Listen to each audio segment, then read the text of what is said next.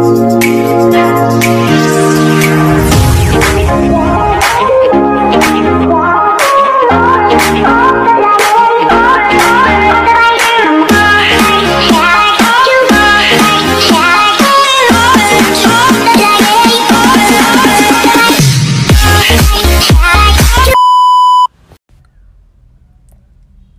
araw, tatalakayin natin ang paksang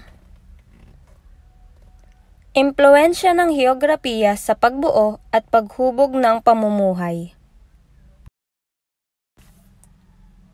Mayroong kaugnay ang pisikal na kapaligiran at ang uri ng pamumuhay ng mga tao rito. Saan matatagpuan ang inyong lalawigan?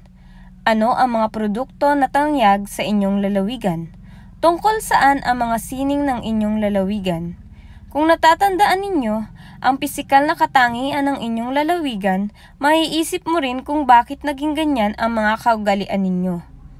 Sa nakaraang aralin ay natutunan mo ang mga kaugalian, tradisyon, produkto, sining at iba pa na bumubuo ng kultura ng sariling lalawigan.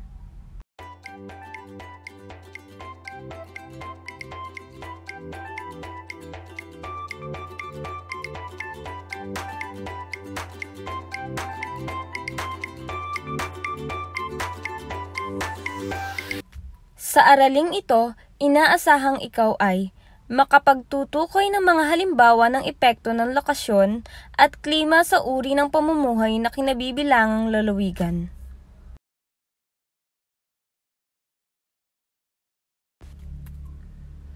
Makapagpapaliwanag kung paano naka-e-impluwensya ang lokasyon at klima sa uri ng pamumuhay ng sariling lalawigan o rehiyon. Bago tayo magsimula sa ating aralin, atin munang sagutan ang mga sumusunod. Maaari mo bang basahing mabuti ang mga pangungusap?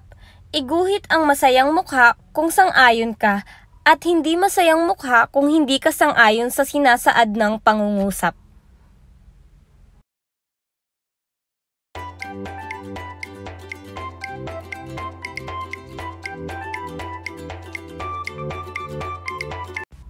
Ang tamang sagot ay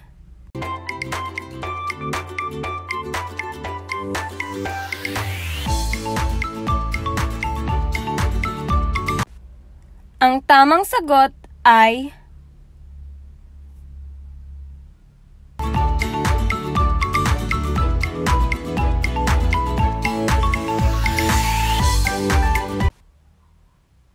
Ang tamang sagot ay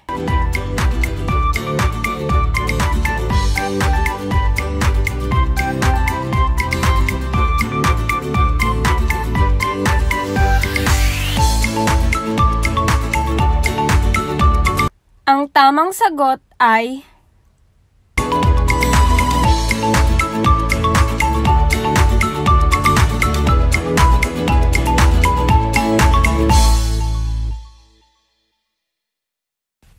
Ang tamang sagot ay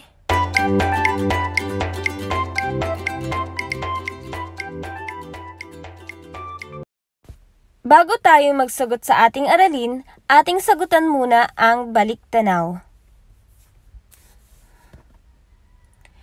Suriin ang mga larawan. Tukuyin kung ito ba ay materyalo o di materyalo na kultura. Isulat ang inyong sagot sa ilalim ng mga larawan.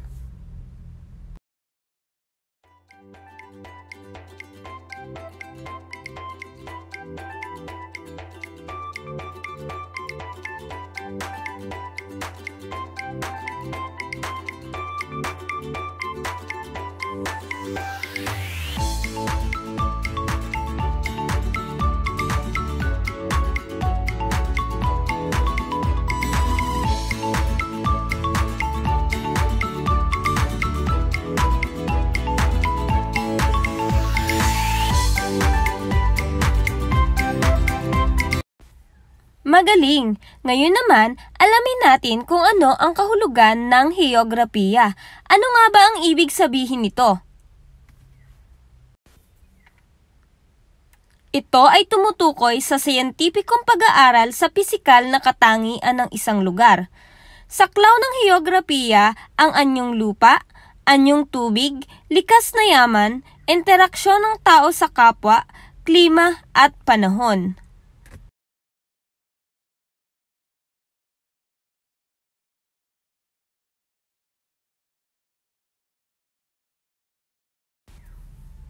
Ang klima at panahon ay sakop ng heograpiya. Ay malaki rin ang impluwensya sa pamumuhay ng mga tao sa isang lugar. Pansinin ninyo ang dalawang larawan. Makikita sa dalawang larawang ito ang pagkakaiba ng pamumuhay ng tao sa isang lugar, depende sa klima at panahon na meron sila.